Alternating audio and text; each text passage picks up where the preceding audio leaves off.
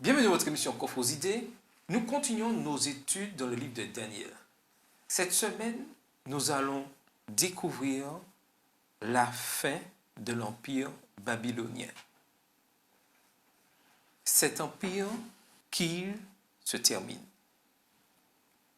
Pourquoi? Dans quel but? Nous allons discuter avec Carole, Makis et Maël, et Carole nous fera la prière.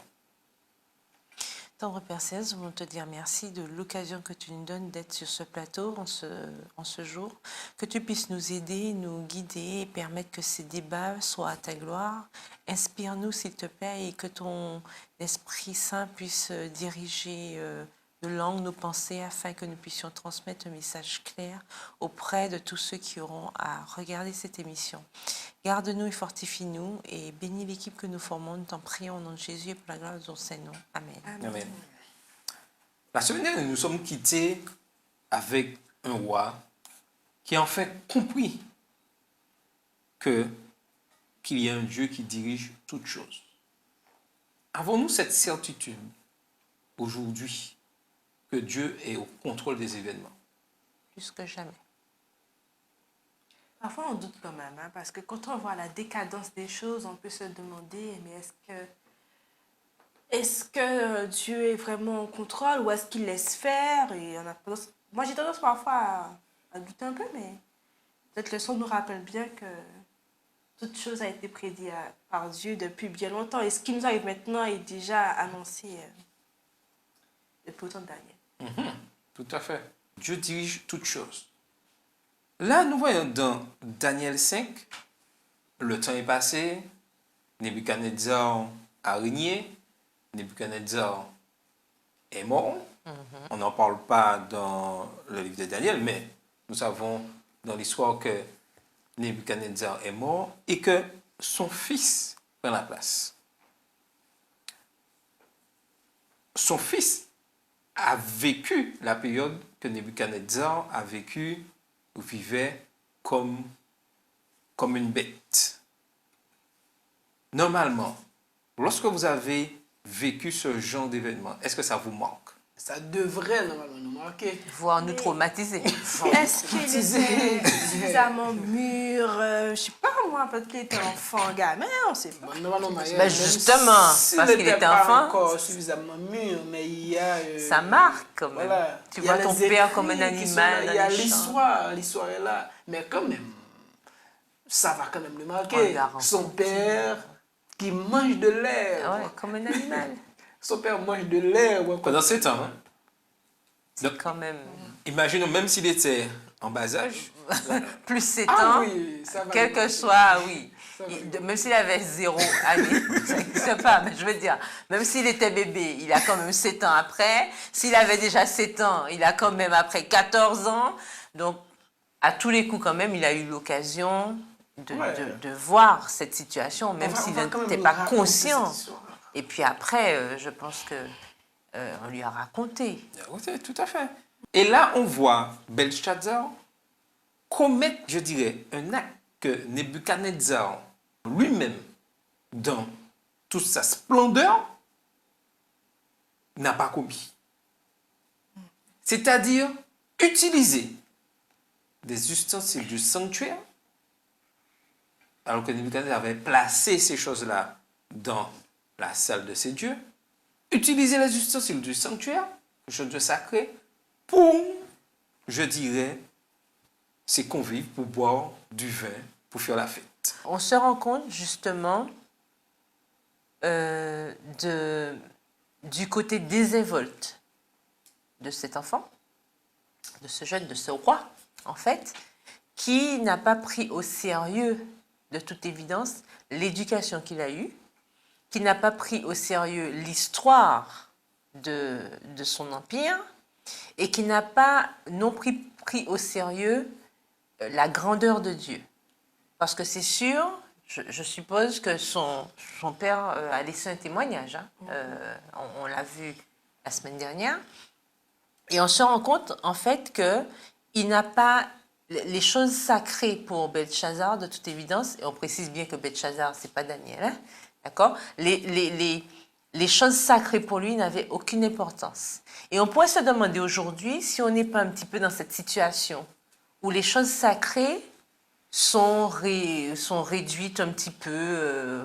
Voilà, on prend les choses à la légère. Les instruments dédiés au service de Dieu, parfois on l'utilise à faire n'importe quoi. On ne respecte plus la maison de Dieu. On se laisse un petit peu aller, que ce soit au niveau du comportement, au niveau de ce que nous y faisons. Donc, on pourrait se poser la question, est-ce que aujourd'hui, ce n'est pas la même chose que nous expérimentons? Et nous devons faire attention, parce qu'on a bien vu que Belchazzar, il n'a pas pris au sérieux les instruments de la maison de Dieu, et on a vu ce qui s'est passé. Et il y a quelque chose de particulier, tu vois, l'être humain, on oublie facilement le passé. C'est ça. Peut-être qu'il était bébé, je ne sais pas. Qu'il était un enfant... Très jeune, où il était... Très jeune pendant tout ça. Mais quand même, il va quand même trouver quelqu'un qui va lui dire, qui va lui raconter l'histoire de son père. Regarde ce que ton papa a fait et voici ce qui lui est arrivé. En dépit de tout, toi, tu vas faire le pire. Ah non. Mais ce gars-là, il est... Mais lorsqu'on lit les versets 10 et 11, on a l'impression que Belchazzar a oublié toute l'éducation, tout ce qu'on lui a appris de l'histoire du royaume de Babylone. Je veux bien croire qu'à un moment, il a appris des choses sur Babylone. Il a sûrement entendu parler des rêves, il a entendu parler des choses, il a entendu aussi l'importance que Daniel avait dans le royaume. Et là, on voit la reine lui rappeler, lui dire que il y a dans son royaume un homme qui a connu son père et qui était placé et qui a l'intelligence pour expliquer certaines choses. On a raté un épisode pour que les gens puissent bien comprendre ce qui se passe. Donc, Belchazzar fait la fête avec les ustensiles sacrés du sanctuaire. Mais Dieu n'accepte pas ça. Il finit par lui donner un avertissement ou encore s'adresser à lui en écrivant. Alors, une main, en quelque sorte, de nulle part, commence à écrire. On peut lire au verset 5 de Daniel 5. À ce moment apparut les doigts d'une main d'homme, et ils écrivirent en face du chandelier sur la chope de la muraille du palais royal. Le roi vit cette extrémité de main qui écrivait. Alors le roi changea de couleur et ses pensées le troublèrent. En gros, c'était quelque chose d'extraordinaire qui se passe, puisque une main plus ou moins détachée de tout corps se met à écrire sur un mur et personne ne peut traduire ce qui est écrit. Donc là, il est pris de panique ou de peur, et c'est là que la reine vient à son secours et lui rappelle qu'il y a bien quelqu'un qui peut l'aider à résoudre cette énigme. Donc, la reine connaissait l'histoire. Et on peut bien penser que si la reine connaissait, Belchazzar Connaissait aussi, quoi. connaissait. Donc, pour montrer que des fois, on oublie rapidement certains détails, certaines choses.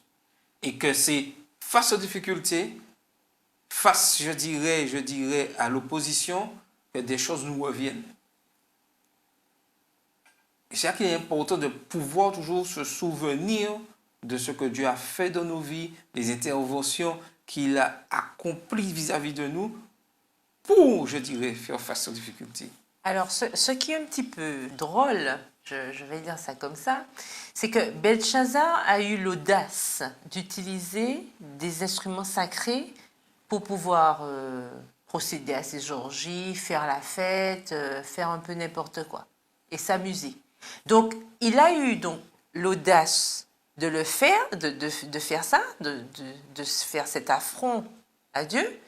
Mais lorsqu'il voit une main apparaître, là, il n'y a plus d'affront, hein. Là, il n'y a plus de courage, et là, il n'y a plus d'audace. La Bible nous dit, les jointures de ses reins se relâchèrent. C'est-à-dire que physiquement, ça a eu un effet sur lui. Après, c'est pas ça dans la fête qu'il Et a un fait. effet qui, sans vouloir t'interrompre, un effet quand même qui humiliait le roi à ce moment-là. Il se trouve dans une situation où il est en déperdition au niveau de son statut de roi. Donc, comme disait Macky tout à l'heure, voilà, ça rappelle un petit peu Nebuchadnezzar qui vite fait, devant la gloire de Dieu, il perd ses moyens. Et là, on voit bien que devant l'Éternel, on ne fait pas le poids. On ne fait pas le poids.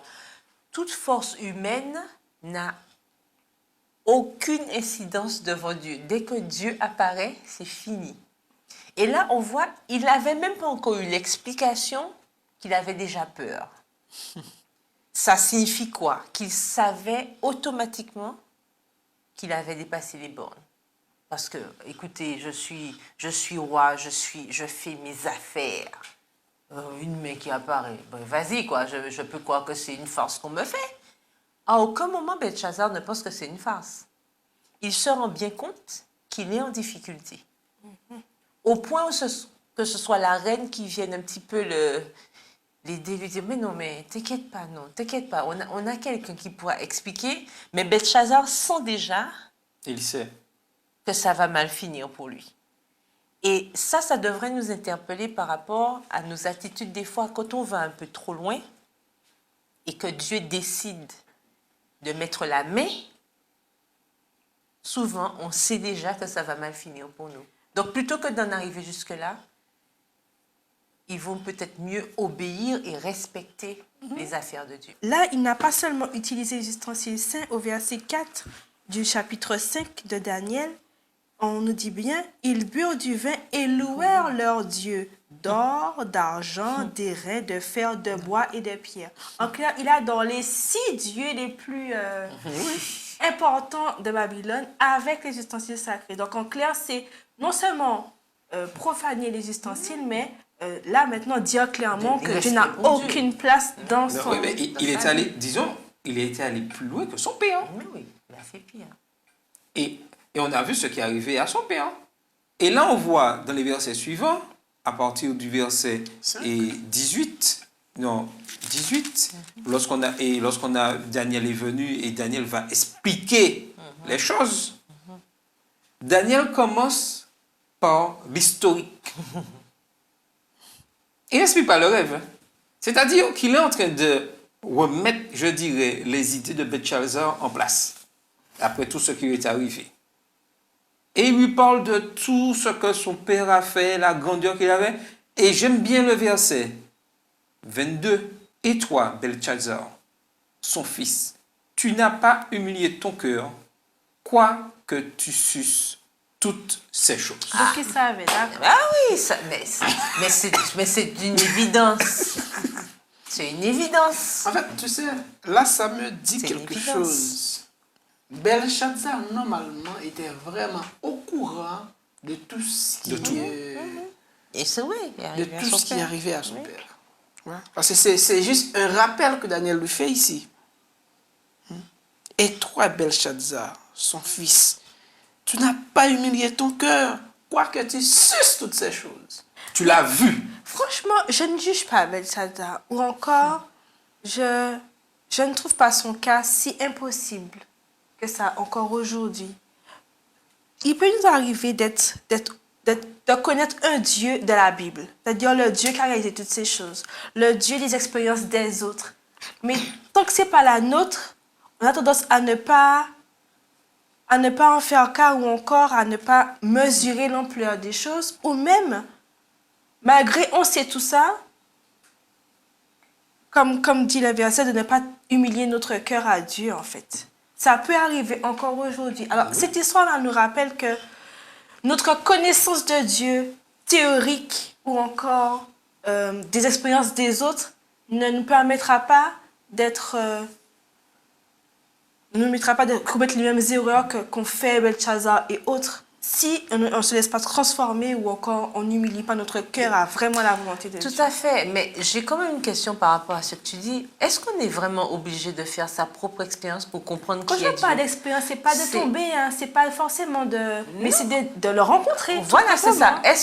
Est-ce que justement l'expérience des autres ne sont pas aussi là pour nous aider à enrichir notre relation avec Dieu. Si ça enrichit, Parce qu'on on entend souvent, oui, je dois faire mon expérience. Pour faire mes bêtises, je dois faire mon expérience. Mais est-ce que je suis obligée de faire des bêtises? Il est important que chacun individuellement fasse cette rencontre avec Dieu. Chacun, il y a une étape. Nous, en tant que jeunes, on doit tout faire. Et ça, elle ne pourra pas le faire pour moi. Je ne pourrai pas le faire pour Carole. Maquis ne pourra pas le faire pour moi.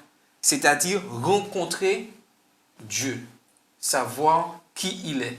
Mais pas obligatoirement par une épreuve comme Nebuchadnezzar. C'est-à-dire, je dois chercher à connaître qui est Dieu dans sa parole. Donc, il faut une volonté. Oui. Il faut une volonté. Qui est-ce qui met en nous le vouloir et le faire? Qui met en nous le vouloir et le faire? C'est bien Dieu, d'accord?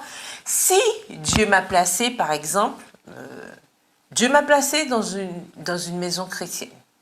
Par exemple, j'ai été élevée en tant que de connaissance de Dieu, j'ai eu des parents qui ont donné l'exemple, etc., etc. Quand je fais le choix, est-ce que c'est une obligation ou est-ce que c'est moi qui ai décidé d'eux?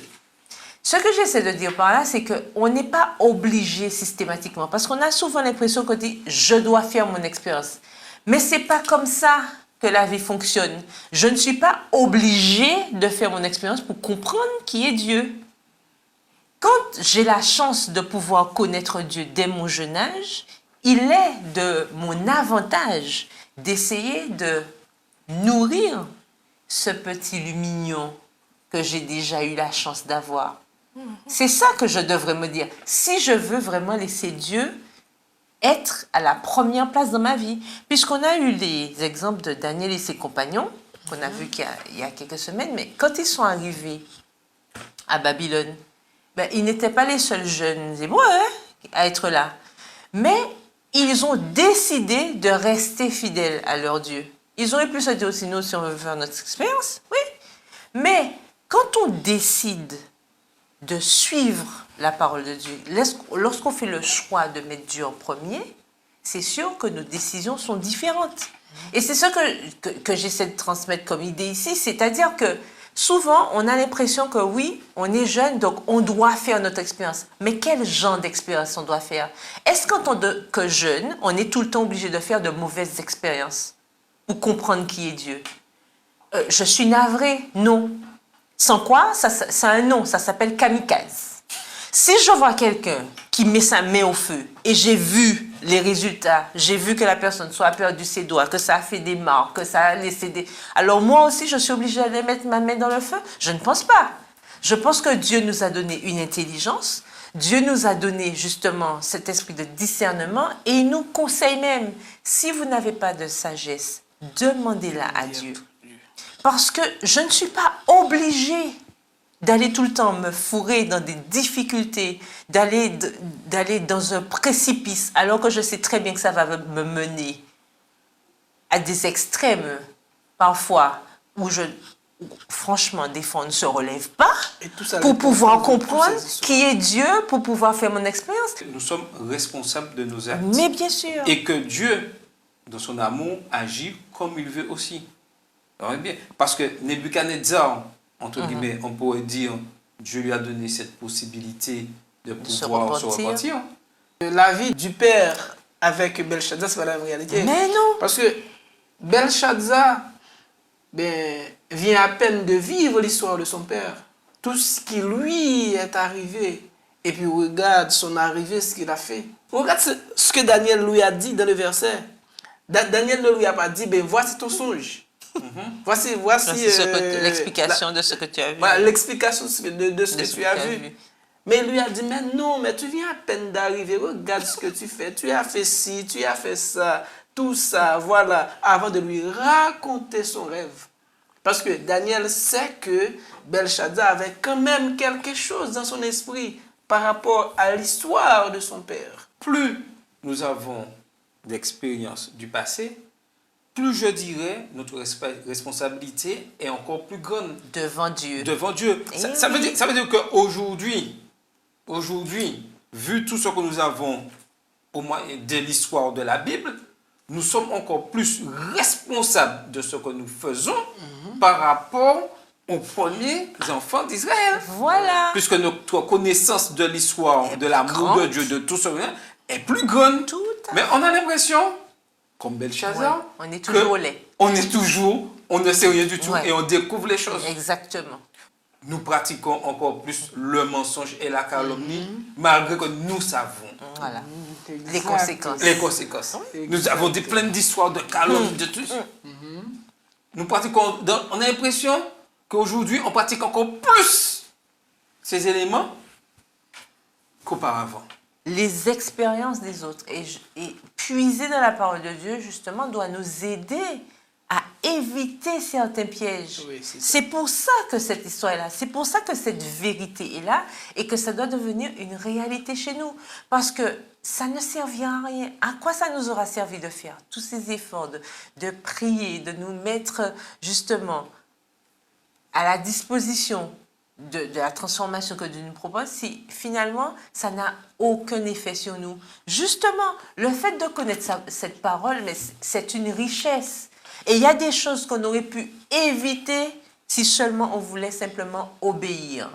Donc, il nous reste, on a un seul choix à faire, c'est obéir à ce que l'Éternel nous dit pour éviter les pièges. Si Belshazzar avait fait ça, il ne se serait pas retrouvé dans cette situation. Non. Et c'est là l'importance aujourd'hui, au XXIe siècle, en tant que jeune adventiste du 7e jour, de prendre le temps d'étudier la parole de Dieu, de la mettre en pratique, d'être vraiment, je dirais, de fidèles serviteurs de Dieu pour pouvoir faire face à cette vie-là. Car le Seigneur nous aime et il veut que nous soyons tous sauvés. Donc, ne cessons pas d'étudier la parole de Dieu. C'était votre émission Confrosité.